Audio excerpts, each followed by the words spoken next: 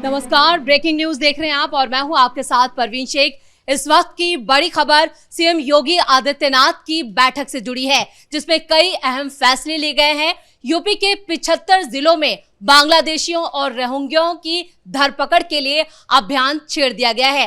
Police अधिकारियों को कई बड़े निर्देश दिए गए हैं। साथ ही साथ ये भी बताया गया है कि कैसे इन्हें डिटेंशन सेंटर पहुंचाया जाएगा, जिसको लेकर मुस्लिम इलाकों में हड़कंप मचा है। क्या है पूरी खबर, इस पर ज्यादा चर्चा के लिए मेरे साथ जुड़ रहे हैं कैपिटल टीवी के executive editor Rajeev Singh. Sir, जो आज बैठक हुई है सीएम योगी आदित्यनाथ की पुलिस अधिकारियों के साथ, क्यों इतनी अहम बताई जा रही है और क्या निर्देश दिए हैं सीएम योगी ने? देखिए, अगर उत्तर प्रदेश को बचाना है तो ये तो बैठक बहुत ज़रूरी थी। दूसरी बात, सीएम योगी इसकी गंभीरता को समझते हैं कि रोहिंग्या और घुसपैठिया ये पूरे उत्तर प्रदेश में कैसे संभल और बरेली हिंसा को जन्म दे रहे हैं, पहली बात। दूसरी बात, 17 नगर निकायों को उन्होंने स्पष्ट ऑर्डर दिया है कि रोहिंग्याओं और घुसपैठियों को पहचानो और पकड़ो, और उसके बाद हर मंडल में डिटेंशन सेंटर बनाने की उन्होंने वकालत की है, और इसके बाद इन रोहिंग्याओं को, घुसपैठियों को उस डिटेंशन सेंटर में बैठाओ, और उसके बाद आगे की कार्रवाई करने के लिए उन्होंने साफ साफ आदेश दिया है। देखिए, बात समझना जरूरी है कि उत्तर प्रदेश की जनता को किसी मुस्लिम से आपत्ति है क्या? हिंदू मुस्लिम तो वहाँ दशकों से, आज़ादी के बाद से ही, उसके पहले से भी रहते आ रहे हैं। दिक्कत देखिए क्या है, जो बांग्लादेशी हैं, जो नेपाली हैं, जो रोहिंग्या हैं, वे आकर संभल और बरेली को जब जन्म देते हैं तो पूरा उत्तर प्रदेश जलता है। योगी आदित्यनाथ का सुशासन जलता है। कहीं ना कहीं मोदी के चेहरे को भी लोग बदनाम करते हैं कि वो अब्दुल के विरोधी हैं। मोदी या योगी अब्दुल के विरोधी नहीं है, उस अब्दुल के विरोधी हैं जो बांग्लादेश से सीमा लांघ करके भारत में आया, उत्तर प्रदेश की बाउंड्री में घुस गया है। और यही कहीं ना कहीं इसको लोग, जो विपक्षी पार्टियां हैं, ये मुद्दा बनाती हैं, चाहे वो अखिलेश यादव हों या फिर आजम खां हों। तो ये जो मिली भगत, जो चुपके चुपके बैठकें होती हैं, जेल से निकलते ही एक दूसरे की बड़ी याद आने लगती है, ये पूरा का पूरा जो देखा जाए इक्वेशन, समीकरण पूरा का पूरा तो मुस्लिमों को लामबंद करने के लिए होता है। लेकिन उसमें घुसपैठिया और रोहिंग्याओं की कहा जाए तो इनडायरेक्टली ये वकालत करते हैं। ये उस अब्दुल की बात करके ये बताते हैं कि योगी या भाजपा मुस्लिमों के विरोधी है। सीए के माध्यम से कहा जाए, एनआरसी के माध्यम से कितने सारे बवाल करवाए गए, दिल्ली से लेकर कोलकाता तक, ये किसी छुपा हुआ नहीं है। लेकिन सबसे बड़ी बात यह है कि इसमें आखिर वो अब्दुल भारत का नागरिक है, उत्तर प्रदेश का रहने वाला है, इसलिए विरोध हो रहा है, ये बात कभी नहीं। देखिए, योजनाओं में एक चीज़ हमेशा शुरू से देखा जाता रहा है, कभी हिंदू और मुस्लिम करके कोई योजना ऐसी नहीं आई है। और इस तरह से आप जो आरोप जो लगाते हैं, और जिस तरह से अभी हाल में हमलावर थे अखिलेश यादव, तो उन्होंने क्या कहा था? आपने अखिलेश यादव का जिक्र किया। अखिलेश यादव का भी एक बयान सामने आया। उन्होंने, जो आज मीटिंग हुई है सीएम योगी आदित्यनाथ को, इस मीटिंग को आरएसएस के साथ हुई मीटिंग से जोड़कर बताया है कि आरएसएस के निर्देश पर ही अब सीएम योगी आदित्यनाथ इस तरह के ऐलान कर रहे हैं और फैसले ले रहे हैं। अब पीएम मोदी को लेकर बिहार में दाल गली नहीं, अब इधर आरएसएस को हो गए हैं। आरएसएस आतंकी संगठन है, ये कांग्रेस के लोग, सपा के लोग, और वही नेहरू जी कभी कभी रेड कालीन बिछाने लगते हैं, कभी इंदिरा गांधी बिछाने लगती हैं, कभी पटेल जी खुद तारीफ करते हैं, जिन पटेल जी को लेकर आड़े हाथों लिया जाता है। तो ये बताएं कि आरएसएस के लोग, इनकी क्या सोच है और क्या उसी सोच को ओवरलैप करने की कोशिश है? पहली बात। दूसरी बात, तो सुप्रीम कोर्ट ने खुद ही बोल दिया है कि ऐसे लोगों के लिए हम रेड कालीन बिछाएंगे क्या? तो अखिलेश यादव का एतबार कितना है, वो कितना क्रेडिबिलिटी उनके उसमें है, ये तो सोचने वाली बात है। और उनको पता है अच्छी तरह से। देखिए, एक बात भी तय है, 22 सीटों पर जाकर बिहार में उन्होंने प्रचार किया था, 2 सीटें जीत पाए, वो भी उसके पीछे दूसरा कारण था, अखिलेश यादव का भाषण नहीं था।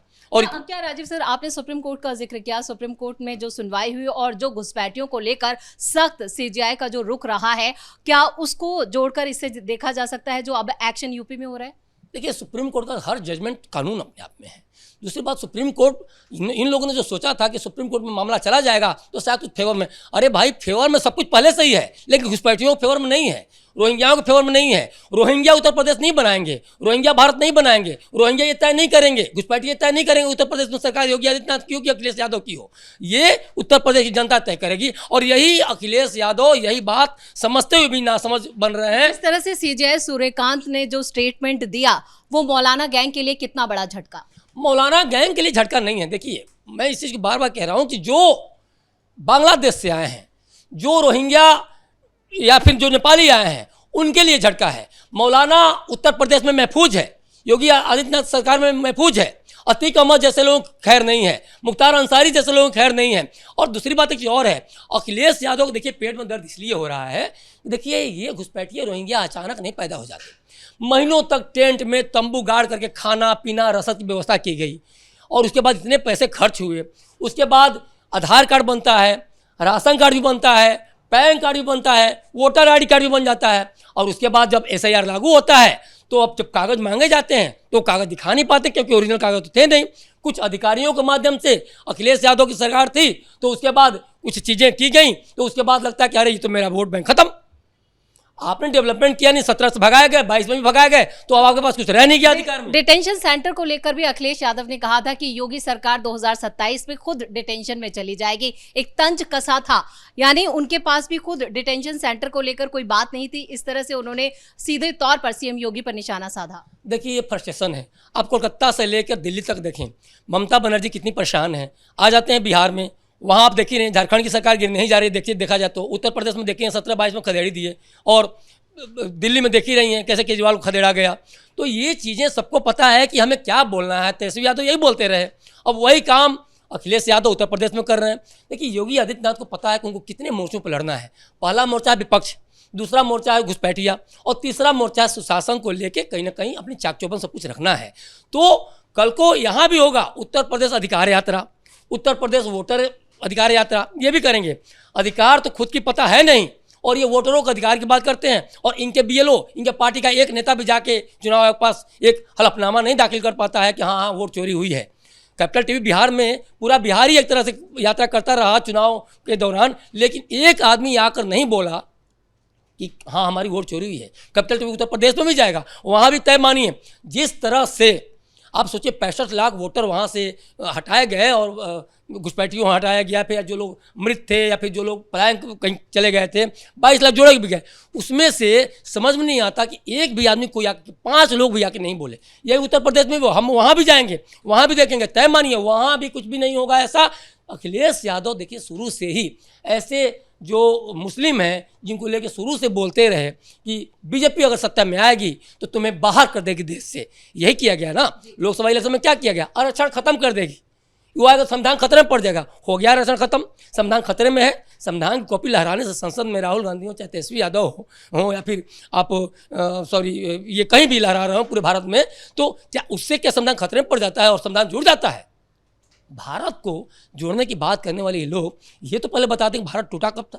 तो ये देखिए पूरा प्रोपेगेंडा नैरेटिव सेट करने की राजनीति है, और इसमें अखिलेश यादव मुंह की खाने वाले हैं, इनको ये चीज़ पता है, और इसीलिए कहीं ना कहीं वो मुस्लिम तुष्टिकरण की राजनीति कर रहे हैं। उनको पता है कि अब मुस्लिम भी चाहता है कि उत्तर प्रदेश में हमारे बच्चों को शिक्षा, स्वास्थ्य या रोजगार की बात हो तो घुसपैठिए हक न मार सकें, और योगी आदित्यनाथ का शासन रहेगा।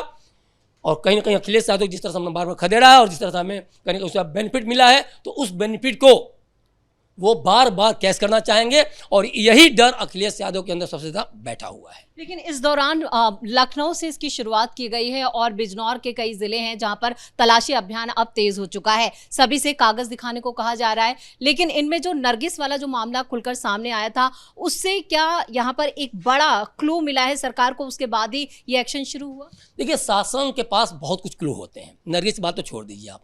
अगर IG और कमिश्नर को सीधे से जांच में शामिल किया गया, DSP को नहीं शामिल किएगा, उसके बाद ASP होता है, SP होता है, SSP होता है, DIG होता है, लेकिन सीधे सारे टॉप मोस्ट ऑफिसर्स को हटाकर सीधे IG और कमिश्नर की बात की गई है। सोचिए आयोग देखेगा मैटर को, इंस्पेक्टर जनरल ऑफ पुलिस देखेगा, तो इस चीज़ को बहुत ही गंभीरता से लेना होगा, क्योंकि बीच में कुछ आएगा नहीं और जांच तेजी से आगे बढ़ेगी, रिपोर्ट सीधे शासन को जाएगा। तो इसमें जो इंस्पेक्टर, दरोगा और ये जो लोग हैं ना, वो छुटभैये जो भी इस टाइप के अधिकारी हैं, वो जो हमेशा जो इनका ऊपर आरोप भी लगता रहा है कि कहीं ना कहीं ये घुसपैठियों को शामिल करने में, शरीक करने में शामिल रहे हैं, तो ये अब चीज़ों को पहचाना गया है, और बहुत ही मैटर पर देखा जाए क्लू है शासन के पास, और इसीलिए ये इतना कड़ा डिसीजन लिया गया है।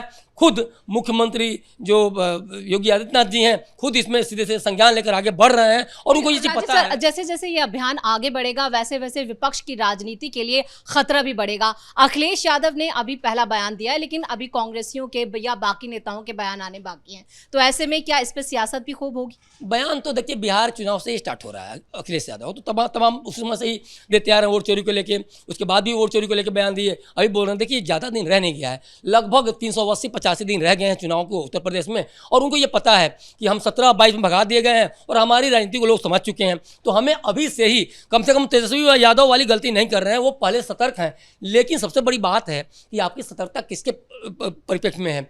दूसरी तरफ कौन है? दूसरी तरफ योगी आदित्यनाथ हैं। उन्होंने महिला से लेके, रोजगार से लेके, युवाओं से लेके हर मोर्चे पर इतना शानदार काम किया है कि उत्तर प्रदेश आज अग्रणी राज्यों के, जो बीमारू कल को रहा करता था, वो आज अग्रणी राज्यों की श्रेणी में खड़ा हो गया है। और वहीं अखिलेश यादव की राजनीति कहाँ चल रही है?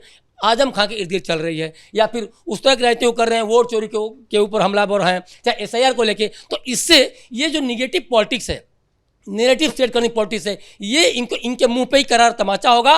और मान के चलिए योगी आदित्यनाथ का जो डेवलपमेंट का जो मुद्दा है, जिस तरह से IG और कमिश्नर को सीधे सीधे जांच को लेके सौंप रहे हैं, तो मानिए बहुत गंभीरता इसको बरत रहे हैं और उनको पता है कि ये मुद्दा कितना बड़ा हो सकता है, खासतौर पर उस उत्तर प्रदेश के लिए जहाँ के 3 गुना 4 गुना घुसपैठियाँ बढ़ चुके हैं, जहाँ सीधे सीधे सिर्फ लखनऊ में 50,000 से 1 लाख तक घुसपैठियाँ हैं, जहाँ प्रयागराज में 30-40 हज़ार घुसपैठियाँ हैं, जहाँ आगरा से लिस्ट जारी कर दी जाती है, उस उत्तर प्रदेश के लिए ये बहुत ही ज़्यादा जरूरी हो जाता है। राजू सर, इस तमाम जानकारी के लिए बहुत बहुत धन्यवाद।